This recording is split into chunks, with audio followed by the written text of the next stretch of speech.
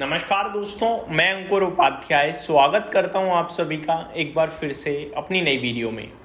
दोस्तों यहां पे आप सभी के साथ बात करने वाला हूं रिलायंस इंडस्ट्रीज के बारे में।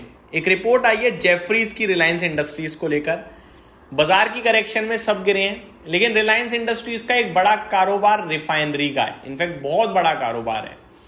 अब रिफाइनरी की बात करी जाए, जब कच्चे तेल के दाम बढ़ते हैं तो कहीं ना कहीं इन कंपनीज को फायदा भी होता है, कभी कभार मार्जिन्स भी हिट हो जाते हैं, लेकिन ज्यादातर फ्रंट पे पॉजिटिव ही रहता है इनके लिए। अब ऐसे में जेफरीज क्या कह रहे हैं रिलायंस के ऊपर, एक एक करके मैं आप सभी के साथ डिटेल शेयर करने जा रहा हूं। हमारे देश की सबसे बड़ी कंपनी है, गिरावट बाजार के साथ हुई है।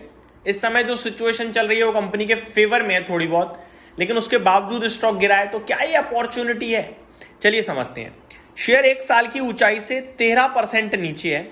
एक साल की ऊंचाई से वैल्यूएशन टर्म्स में जो पीई 25.1 का था वो करंटली 21.2 के समथिंग है, तो ये भी सस्ता लग रहा है। एक साल की ऊंचाई से ईबी टू एबिटा 12.4 के मुकाबले 10.7 है, यानी ये भी सस्ता हो चुका है। 37 ब्रोकरेजेस की कवरेज लिस्ट में रिलायंस इंडस्ट्रीज है। दोस्तों कितनी? 37 यानी 37।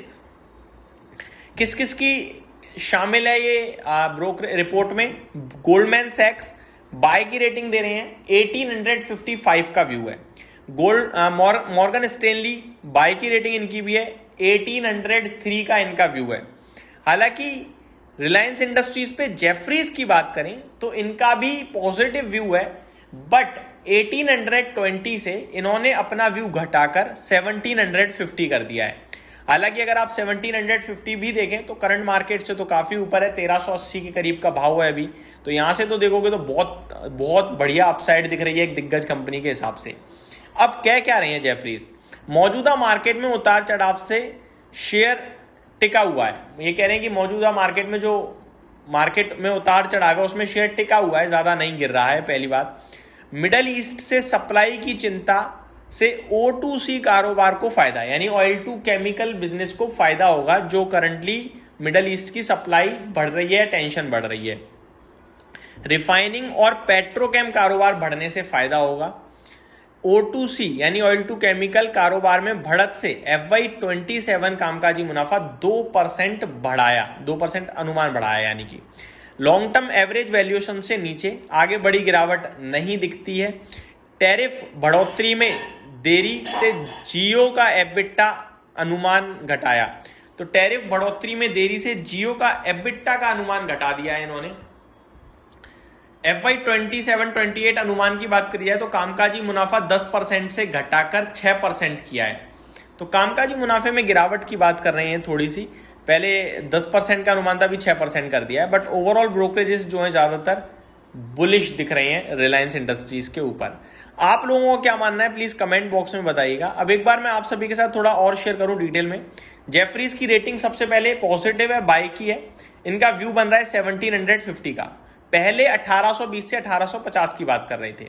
अपसाइड पोटेंशियल इन्हें 20-25% की 25-26% की दिखती है। जेफरीज ने टारगेट प्राइस क्यों कट किया है? जियो का आईपीओ डिले हो सकता है, एक्सपेक्टेड था 2026 की शुरुआत में आएगा, लेकिन अब रेगुलेटरी और मार्केट कंडीशंस की वजह से डिले हो रहा है। तो पहला रीजन ये बताया जा रहा है। आईपीओ आने के बाद वैल्यू अनलॉकिंग हो सकती है, तो आईपीओ आने से पहले लेने के बारे में बड़ा इन्वेस्टर सोच सकता है, और अभी तो सस्ता भी मिल रहा है।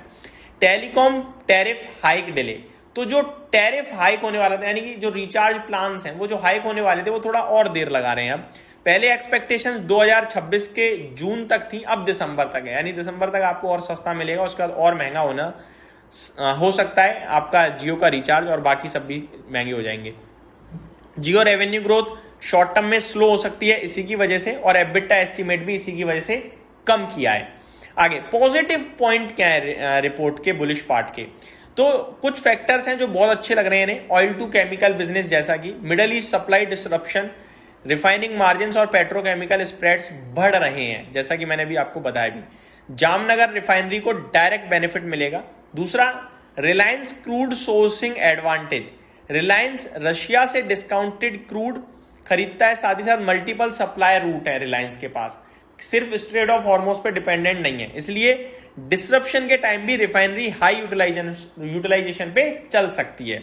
लॉन्ग टर्म ग्रोथ ड्राइवर्स क्या है? जियो एबिटा कैगर है जो कि करीब 21% कैगर से बढ़ सकता है, रिटेल एबिटा कैगर 14% से, और O2C एबिटा कैगर 6% से बढ़ सकता है। ये सारी चीजें पॉजिटिव लग रही हैं।